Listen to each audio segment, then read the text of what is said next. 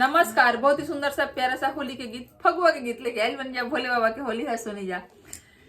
शिवा जाले बाजार फगुनवा में, भोला जाले बाजार फगुनवा में, भोला जाले बाजार फगुनवा में, शिवा जाले बाजार फगुनवा में, गले बाजार फगुनवा में, गले बाजार फगुनवा में, भोला गले बाजार फगुनवा में, गौरा सोचली बैठी अंगनवा में, भोला गले बाजार फगुनवा में, गौरा सोचली बैठी अंगनवा में, गौरा सोचली शिवजी रंगवाले आई है, रंगवाले आई है, अबीर वाले आई है, गौरा सोचली शिवजी रंगवाले आई है, रंगवाले आई है, अबीर वाले आई है, जिया जरेला हमार हो,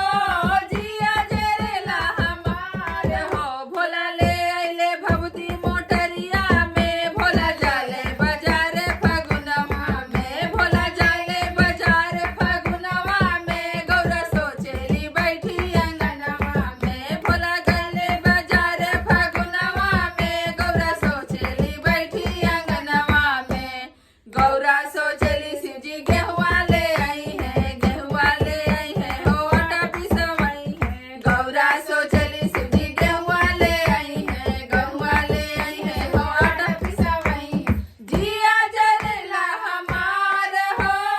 जिया जरेला हमार हो, भोला ले आइले भगिया मोटरिया में, भोला जाले बाजार फगुनवा में, भोला जाले बाजार फगुनवा में, गौरा सोचली बैठी अंगनवा में, भोला जाले बाजार फगुनवा में, गौरा सोचली बैठी अंगनवा में, गौरा सोचली शिवजी लाडू ले आई है, लाडू ले आई है, हो पेड़ा ले आई है, गौरा सोचली शिवजी लाडू ले आई है, लाडू ले आई है, हो पेड़ा ले आई है, जिया जरेला हमार हो,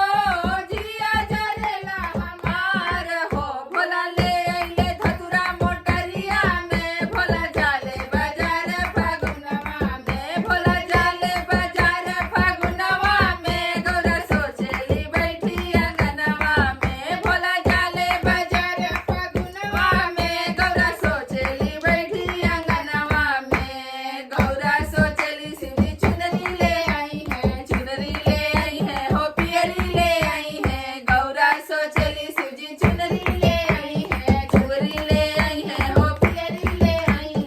ले आइले मिर्गा के छाला हो, ले आइले मिर्गा के छाल हो, भोला जाले बाजार फगुनवा में, भोला सोचली बैठी अंगनवा में, भोला जाले बाजार फगुनवा में, गौरा सोचली बैठी अंगनवा में, गौरा सोचली शिवजी सबके बोलई है, सबके बोलई है, हो रंग खेलवई है, गौरा सोचली शिवजी सबके बोलई है, सबके बोलई है, हो रंग खेलवई है, जिया जरेला हमार हो,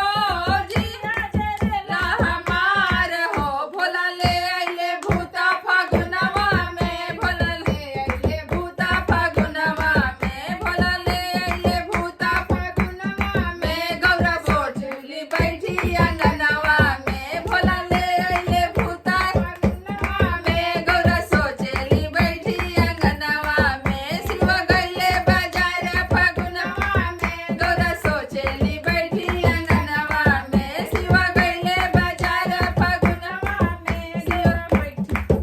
सोचे अंगनवा में। धन्यवाद। गाना थोड़ा सा गलती हो गया है